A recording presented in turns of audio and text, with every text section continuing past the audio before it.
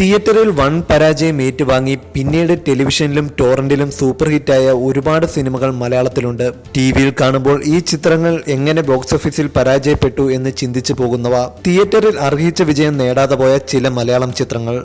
അഴകിയ രാവണൻ.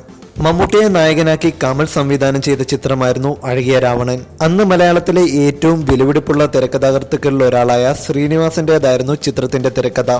ചിത്രത്തിലെ ഹാസ്യം നിറഞ്ഞു നിൽക്കുന്ന രംഗങ്ങളും ഗൃഹാതുരമുണർത്തുന്ന ഗാനങ്ങളും ഇന്നും പ്രേക്ഷകർക്ക് പ്രിയപ്പെട്ടതാണ്. വിദ്യാസാഗർ ആദ്യമായി മലയാളത്തിലെത്തിയതും അഴകിയ രാവണനിലൂടെയായിരുന്നു. ചിത്രം ബോക്സ് ഓഫീസിൽ പ്രതീക്ഷിച്ച പോലെ വിജയം കണ്ടില്ല. കാലത്തിനു മുമ്പേ സഞ്ചരിച്ച ചിത്രം എന്നായിരുന്നു പലരും അഴകിയ രാവണനെ വിശേഷിപ്പിച്ചത്. രണ്ടാം ഭാവം.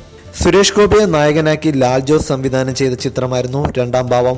2000 പുറത്തിറങ്ങിയ ചിത്രത്തിൽ സുരേഷ് ഗോപിയോടൊപ്പം ലാൽ, തിലകൻ, ബിജു മേനോൻ, നരേന്ദ്രപ്രസാദ്, പൂർണിമ, നെടുമുടി വേണു തുടങ്ങി നീണ്ട താരനിര തന്നെ അണിനിരുന്നു. വൻ മുതൽ മുടക്കിൽ ഒരുങ്ങിയ ചിത്രം ബോക്സ് ഓഫീസിൽ പരാജയമായിരുന്നു. ആ കാലഘട്ടത്തിൽ പുറത്തിറങ്ങിയ മികച്ച ആക്ഷൻ ചിത്രങ്ങളിൽ ഒന്നായാണ് രണ്ടാം ഭാവം കണക്കാക്കപ്പെടുന്നത്. ദേവദൂതൻ. മോഹൻലാലിനെ നായകനാക്കി സിബി മലയിൽ സംവിധാനം ചെയ്ത ചിത്രമായിരുന്നു ദേവദൂതൻ. ബോക്സ് ഓഫീസിൽ പരാജയം നേരിട്ട ദേവദൂതൻ പിന്നീട് ടെലിവിഷനിൽ സംപ്രേഷണം ചെയ്യാൻ തുടങ്ങിയപ്പോൾ പ്രേക്ഷകരുടെ ഇഷ്ടചിത്രമായി മാറി. വിദ്യാസാഗർ ഇണം നൽകിയ ചിത്രത്തിലെ ഗാനങ്ങളും ഏറെ ശ്രദ്ധിക്കപ്പെട്ടിരുന്നു. മലയാളത്തിൽ പുറത്തു വന്നിട്ടുള്ള മികച്ച രണ്ടാം ഭാഗ ചിത്രങ്ങളിൽ ഒന്നായിരുന്നു കിരീടത്തിന്റെ തുടർച്ചയായ ചെങ്കോൽ. ലോഹിതദാസിന്റെ തിരക്കഥയിൽ സിബി മലയിൽ സംവിധാനം ചെയ്ത ചിത്രം ബോക്സ് ഓഫീസിൽ പ്രതീക്ഷിച്ച വിജയം നേടിയില്ല. വർഷങ്ങൾ പിന്നിട്ടും ഇന്നും ടെലിവിഷൻ പ്രേക്ഷകരുടെ ഇഷ്ടചിത്രമാണ് ചെങ്കോൽ. Loudspeaker. ജോണി വാക്കറിന് ശേഷം മമ്മൂട്ടിയും ജയരാജും വീണ്ടും ഒന്നിച്ച ചിത്രമായിരുന്നു ലൗഡ് സ്പീക്കർ. മികച്ച കലാമൂല്യമുള്ള ചിത്രം പ്രേക്ഷക പ്രശംസയും പിടിച്ചുപറ്റി. എന്നാൽ പ്രതീക്ഷയുടെ അമിതഭാരം പേറി വന്ന ചിത്രം ബോക്സ് ഓഫീസിൽ പ്രതീക്ഷിച്ച വിജയം നേടിയില്ല. നമുക്ക് പാർക്കാൻ മുന്തിരിത്തോപ്പുകൾ. ബോക്സ് ഓഫീസിൽ പരാജയം നേരിട്ട മറ്റൊരു പത്മരാജൻ ചിത്രമായിരുന്നു നമുക്ക് പാർക്കാൻ മുന്തിരിത്തോപ്പുകൾ. മലയാളത്തിലെ എവർഗ്രീൻ ക്ലാസിക്കുകളിൽ ഒന്നായിട്ടാണ് ചിത്രം കണക്കാക്കപ്പെടുന്നത്. മോഹൻലാൽ, തിലകൻ, ഷാരി, കവിയൂർ പൊന്നമ്മ, വിനീത് തുടങ്ങിയവരായിരുന്നു ചിത്രത്തിലെ അഭിനേതാക്കൾ. ഓസ്കാർ നോമിനേഷൻ ലഭിച്ച മലയാളം ചിത്രമായിരുന്നു ഗുരു.